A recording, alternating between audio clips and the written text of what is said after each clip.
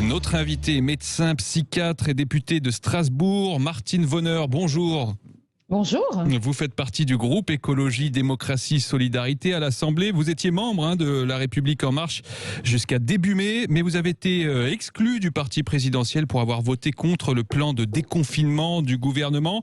L'exécutif qui peaufine donc aujourd'hui sa stratégie anti-Covid. Emmanuel Macron réunissait ce matin un conseil de défense à l'Elysée qui est toujours en cours. Un conseil dédié entièrement à cette crise du coronavirus. Conseil de défense à la place du plan de relance qui devait être initialement annoncé aujourd'hui. D'abord, de votre point de vue, Martine Vonner, est-ce que c'est une bonne chose que le chef de l'État donne ainsi sa priorité à la situation sanitaire plutôt qu'à la situation économique ? Une fois de plus, si le focus se fait sur l'étude du plan de sécurité sanitaire et non pas sécuritaire, j'allais dire, cela ne peut que nous convenir. En effet, il convient de parler de la santé de tous les citoyennes et citoyens français.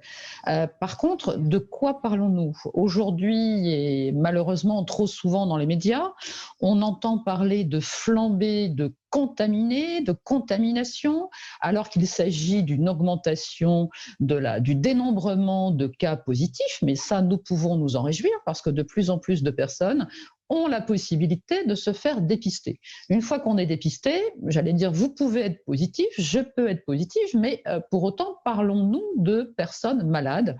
Non, puisque j'ai encore vérifié il y a quelques minutes sur le site de Santé publique France, il n'y a pas d'augmentation d'hospitalisation, quels que soient les services, et encore moins dans les services de réanimation.